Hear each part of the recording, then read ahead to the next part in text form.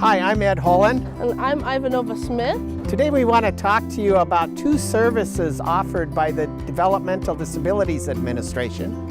A community guide and a community engagement. These are really two cool services that help people do things in their local community.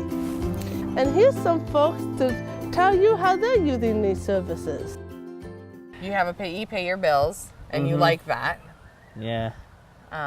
And then we're looking at doing some money classes. And are you interested in taking those still? Yes. Community guide or engagement provider is somebody who focuses on getting individuals out more involved in their community.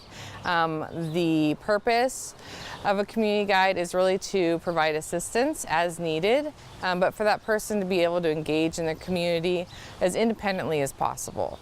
The main thing is that it's very person-centered, and we want to really learn their interests, and our strategy is just to really get to know the person and talk to them about the things that they'd like to do and where they'd like to spend their time. And so once we get to know that, then we just connect them in the ways in their community that they want to be connected with their friends or just with their interests that they enjoy. And it's kind of really fun because you can be creative and just talk to the person and let them decide what they want to do and let them pick where they want to be involved. And so it's really interesting because, you know, everyone has different interests and it looks different for everyone, but it really is neat to see someone doing what they love to do. I like to sing, I like to dance, I like to do just about anything fun. And I'm going to be starting to sing here out in the community by myself, and I'm going to be doing that in some of the assisted living facilities, singing to the residents, and I'm going to be volunteering my time there doing that. Every individual has different goals. Some people are really just interested in building their own social connections. There's a lot of isolation that can sometimes happen around individuals where they don't have contact with people who are not paid providers in their lives. So there's a lot of getting people out and getting them involved in social activities. Other people need more assistance to meet goals that are a little more involved. So for example, Michael, when I first met him, I was told that he wanted to do goals about starting a band and doing Parks and Rec. And then the first thing he said when I sat down with him was, I want to move out on my own. So he's achieved that goal. He's moved out on his own, into his own place. He still has his job that he loves, and he's got other goals that he's working on now as well. All right, I know one of your potential future goals is you're now interested in learning how to cook for yourself. So that's a goal.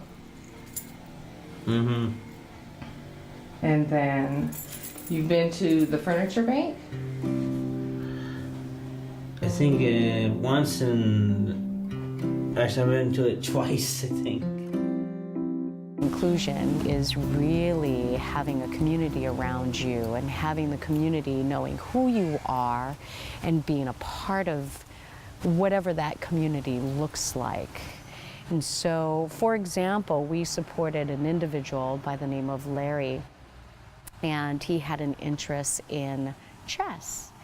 And so we not just supported him going into the community, watching chess, or going into the community, having conversations. It went further into him participating with various members within his community, and it led to competing. And so we brought him into a community around this simple game of chess. And today, Larry now teaches chess.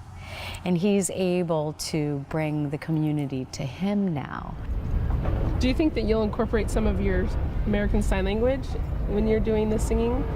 I think so, because one or two of the songs that I'm going to be doing is in sign language. It's just really exciting to see people just realize that once they know, where to go or who to connect with, it's really easy, and it really is not like a difficult thing at all. And so when it happens naturally, I think that's the best way too, and just to really get to know the person and listen to what they say they want, then you really can't go wrong.